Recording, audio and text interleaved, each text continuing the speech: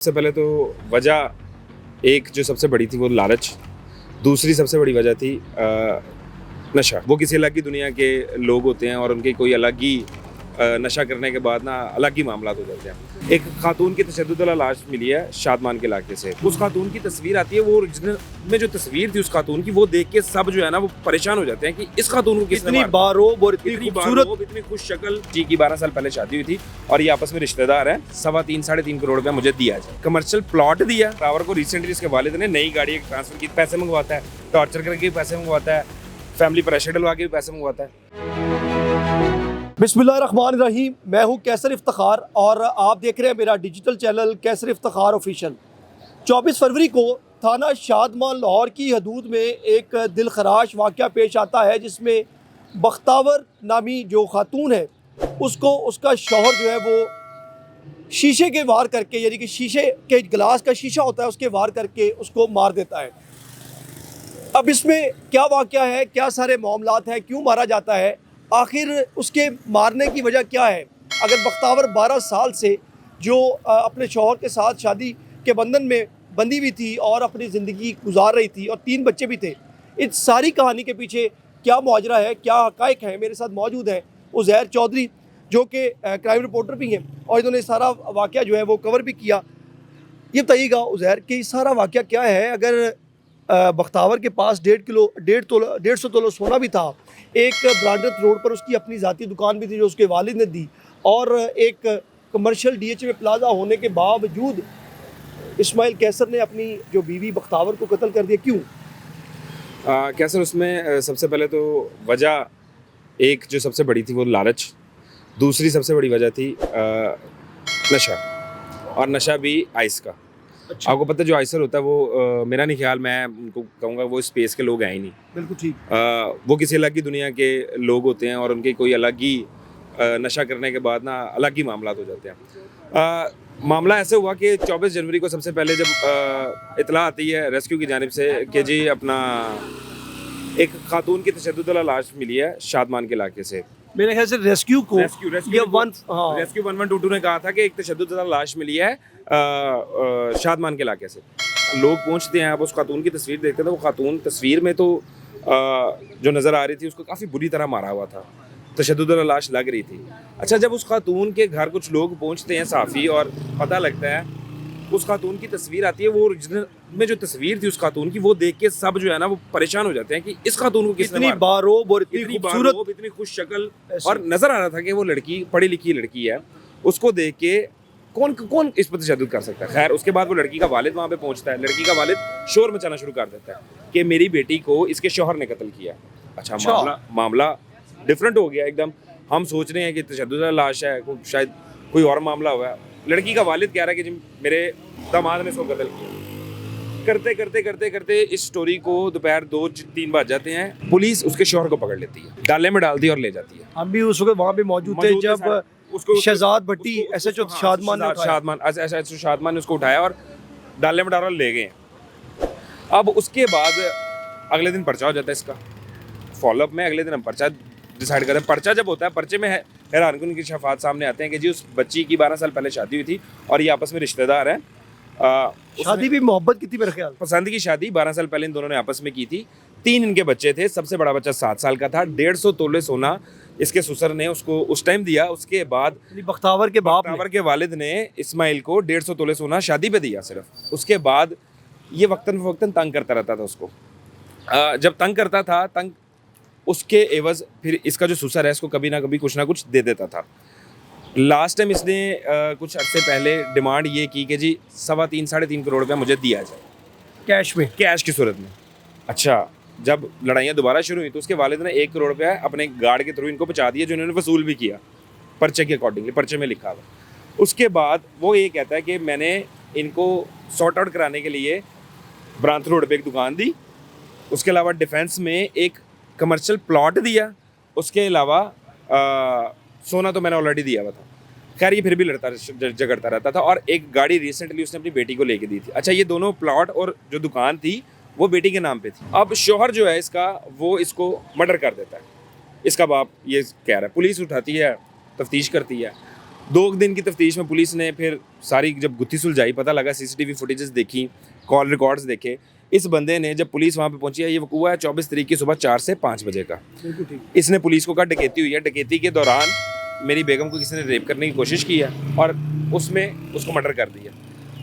अच्छा, पुलिस जब CCTV footage देखती है तो सीसीटीवी फुटेज में ये सुबह 7 बजे से पहले अराउंड 6 AM ये घर से बाहर जाता है और फिर 20-25 मिनट बाद वापस आ जाता है। पुलिस ये कहती है कि डकैती हुई है, तो ये घर से बाहर क्या करने गया था, इस कहीं इन्वॉल्व तो नहीं है। उसके बाद 7 बजे बच्चों को लेने जो स्कूल का ड्राइवर आता है, उस ड्राइवर का ये फ़ोन पकड़ता है, उनको कहता है मेरे बच्चों को फूफो के घर छोड़ दो, इनकी फूफो के घर, यानी कि उसकी बहन के घर मुलजिम की। और जो फ़ोन है ना अपना ज़रा देना, मैंने अपने भाई को फ़ोन करना है। ये अपने भाई को कॉल करता है और भाई को कॉल करके बताता है कि मेरी अपनी बेगम से लड़ाई हो गई है, तू आजा फटाफट। इसका भाई उस टाइम फ़ोन करता है महफूज साहब को, जो इसके ससुर हैं, कि जी मैं दूर हूँ, आप पहुँच जाएँ, आपको कि आपस में जो इनके घर का फासला है वो 5 से 7 मिनट का है। ऐसे ही है। वो भी शादमल में रहते हैं, ये भी शाहजमाल में रहते हैं। वो जब वहाँ पे पहुँचता है, वो देखता है मामला ख़राब, वो 15 पे कॉल करता है, पुलिस मौके पे पहुँच जाती है। उसके बाद ये तकरीबन 1 दिन इसने पुलिस को घुमाया, क्योंकि उस टाइम ये हाई था। फिर इसके नशे में था। इसके नशे में था जब इसने ये हरकत की। अब फिर जब पुलिस ने सारी तफ्तीश की तो पुलिस को तफ्तीश में सारी चीज़ें पता लग गई, इसने सारा एतराफ़ भी कर लिया। डकैती की कोई कॉल नहीं थी, कुछ भी नहीं था। उस दिन 23 की रात को जब 24 हो रही थी, तो लेट नाइट इनकी 24 की अर्ली रात को, अलग सुबह जिसको आप कहते हैं, इनकी आपस में लड़ाई हुई गाड़ी बेचने पे। ये कह रहा था गाड़ी बेच। हाँ, इसके पास मेरे ख्याल से छोटी गाड़ी थी और इसके पास पुराना मॉडल की एक गाड़ी थी और बख्तावर को रिसेंटली इसके वालिद ने नई गाड़ी एक ट्रांसफर की थी, जिसकी SUV। हाँ, SUV थी, 1 करोड़ पे। 1 करोड़ रुपया थी। वो कहती थी मैंने गाड़ी नहीं बेचनी। इस बात पे इनकी आपस में लड़ाई हुई है और लड़ाई के दौरान इसने भी उसको गिलास मारा, उसने भी को मारा मुरा होगा उसको। जब गिलास मारा, वो लगा नहीं लगा, इसने उसको धक्का दिया। वो धक्का दिया तो उसकी सर जो है वो दीवार में लगा और वो नीचे गिर गई। इसने उसी टाइम वो जो किरचियाँ थी शीशे की, अलग पुलिस यही कर रही है कि वो उठाई हैं और बाकायदा एक होता है कट लगाना और एक होता है स्टैब करना किसी को। इसने बाकायदा मारे हैं उसको और ये बात पोस्टमार्टम रिपोर्ट में भी साबित हो गया कि 3 दफ़ा मारा है इसने। उसके बाद इसने इसके बेटे को, बेटा है इसका 7 साल का, उसने कहा अब्बा जी आप दोनों लड़ रहे हैं। इसने कहा तुम जा नीचे जाके सो, मैं तुम्हें सुबह जो है मिलते हैं तुम्हें। इसने बातों में लगा के उसको नीचे भेज दिया। पुलिस को शक कहाँ से हुआ, पुलिस ने CCTV देखी तो ये मारने के बाद बाहर चला गया सुबह 6 बजे के करीब और 15-20 मिनट में वापस आ गए। पुलिस ने कहा यार वापस किस तरह आ गए, तुम बाहर करने का गए थे, अगर डकैती है तो तुम बाहर क्या करने गए? कट एट शॉर्ट, पुलिस ने जब DVR निकाला, DVR में से फुटेजेस ही गायब थी। उस वारदात के दौरान की ड्यूरेशन की फुटेजेस डिलीट हुई थी। पुलिस का शक पक्का हो गया। उसके बाद आपको पता है फिर पुलिस जब एतराफ़ कराने पे आती है तो इंसान के पिछले जन्म के गुनाह भी एतराफ़ करवा लेती है। तो ये तो उस जनवन मुजरिम था। पुलिस ने इससे पूछा, इसने फिर बताया कि जी मैं उस टाइम नशे में था और ये मेरी बेटी बेगम के साथ मामला थे, झगड़ा था, गाड़ी का वो नहीं बेच रही थी, मैंने उसको आइस के नशे में कत्ल किया और जब कर दिया तो वो जो सामान था इसका जिसकी जो मैं करता था, क्योंकि पता उसके लिए थोड़ा सा वो चीज़ें चाहिए होती, कहता वो फेंकने मैं शादमान नाले गया था। शादमान नाले जाते हुए और आते हुए की जो फुटेजेस थी वो पुलिस के पास थी। पुलिस ने DVR भी फोरेंसिक के लिए भेज दिया, चीज़ें भी भेज दी, इसने भी एतराफ़ कर लिया।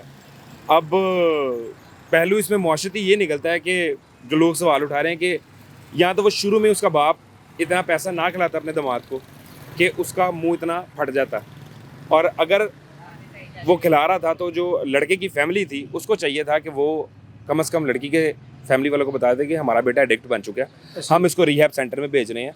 देखिए नशा बहुत आम है आजकल हमारी सोसाइटी में, कैसे लोग यूनिवर्सिटी से लेकर हर जगह पे पता नहीं क्या क्या कुछ कर रहे हैं, और इस चीज़ का इलाज भी है, रिहैब सेंटर भी बने हुए हैं। तो आप अपने बच्चों को रिहैब सेंटर में दाखिल कराते। कट एट शॉर्ट, पुलिस ने 302 का मुकदमा इस पर दर्ज किया था। ये शादमान पुलिस की तहवील में है।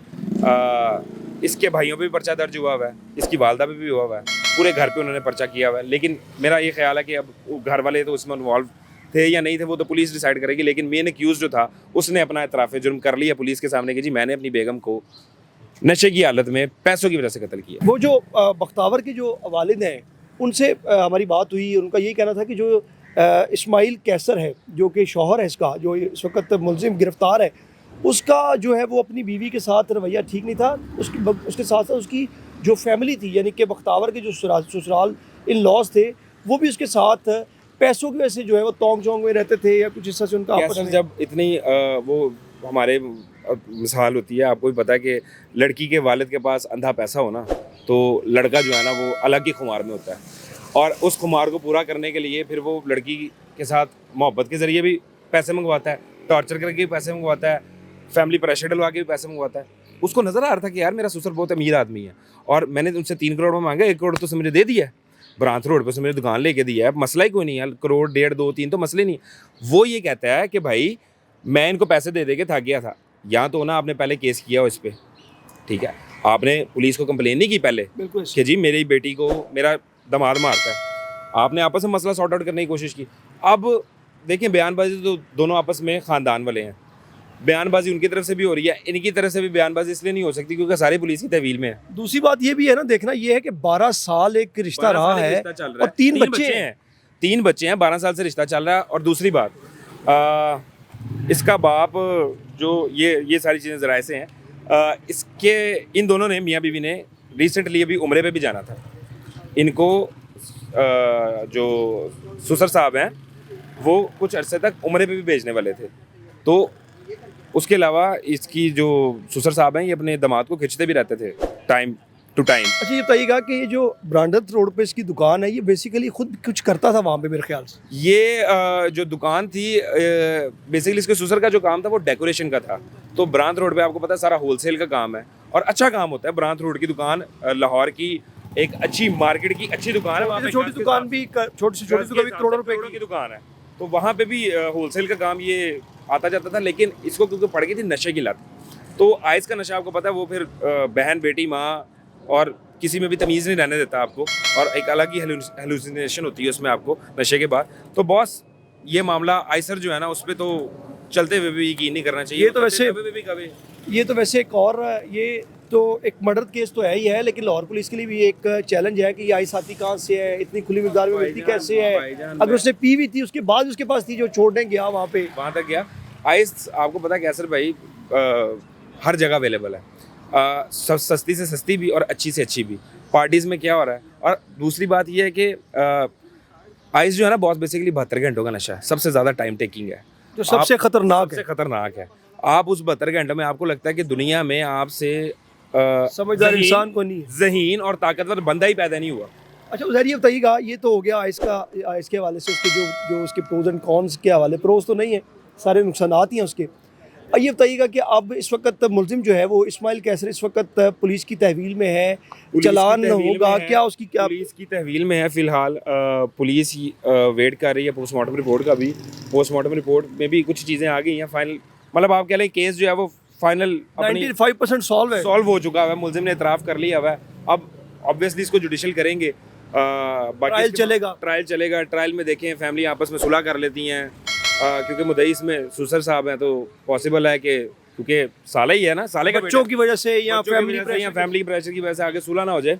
लेकिन क्योंकि इस केस को हाइप बहुत मिल गई थी, तो अभी तक जो आसार नज़र आ रहे हैं वही नज़र आ रहे हैं कि मुलजिम को अदालत में पेश किया जाएगा। 302 कत्ल का मुकदमा है उस पर, अनटिल अनलेस ये हाफ फ्राई या फुल फ्राई ना हो जाए। अच्छा हाफ फ्राई फुल फ्राई की बात कर रहे हैं आप, ये क्या मामला है भाईजान? बहुत सारे ऐसे लोग हैं जो हाफ फ्राई या फुल फ्राई हो जाते हैं। आपको याद होगा थोड़े दिन पहले टाउनशिप में एक वो वकूआ हुआ था, एसपी सदर की प्रेस कॉन्फ्रेंस हुई थी जिसपे वो मुलजिम ने अपने बेटे को मार दिया। लोग तो उस पर भी कह रहे थे कि ये फुल फ्राई हो जाएगा, अभी तक नहीं हुआ। और इसके बरक्स जो लिटन रोड वाली डकैती थी, मेरे ज़राए के मुताबिक, क्योंकि ज़राए के मुताबिक जो महफूज ससुर हैं बख्तावर के, वो काफ़ी इन्फ्लुएंशियल भी हैं और फाइनेंशियली भी बड़े स्ट्रॉन्ग हैं और उनके अच्छे लिंक्स हैं, तो आपकी बात जो है किसी हद तक ठीक भी साबित हो सकती है। वो बेसिकली एक बिजनेसमैन फैमिली है और महफूज साहब जो हैं वो लाहौर के तगड़े बिजनेसमैन हैं और वो को आम आदमी नहीं है। उनके अच्छे भले लिंक्स कह लें कि मौजूदा जो ताज़ी तैनातियाँ हुई हैं उनमें से कई लोगों के साथ उनके अच्छे लिंक्स हैं और उनके पुराने भी अच्छे लिंक्स हैं। तो पुराने उनके ज़्यादा अच्छे लिंक्स हैं, लेकिन इशारा आपको सिर्फ ये था कि हालिया जो तैनातियाँ हुई हैं उनमें उनके काफ़ी अच्छे लिंक्स हैं। तो वो, और साथ ही आपको पता है उनके घर से थोड़ा सा वक्फे पे ही मशहूर ज़माना थाना भी है जी, तो वो कोई बैद नहीं है कि वहीं से निकल के वहीं से वो फुल फ्राई या हाफ फ्राई हो जाए। तो हो सकता है, मैं इसमें कुछ कह नहीं सकता क्योंकि आपको पता है सीसीटीवी के बारे में कुछ कहा नहीं जा सकता। बिल्कुल ज़हर, आपके कीमती टाइम का शुक्रिया। बख्तावर कत्ल केस में इस वक्त जो मुलजिम है इस्माइल कैसर इस वक्त पुलिस की हिरासत में है। कैसे उसने सारा ये जो वाक़या पेश आया, कैसे उसने बख्तावर को मारा और बाद में पुलिस को जो है वो इस केस के हवाले से अंधा कत्ल के केस में डालने की कोशिश की, लेकिन केस जो है वो पुलिस ने 2 दिन के अंदर जो है वो सॉल्व किया और मुलज़िम की शिनाख्त की, और ना सिर्फ शिनाख्त की बल्कि उसको गिरफ़्तार भी किया।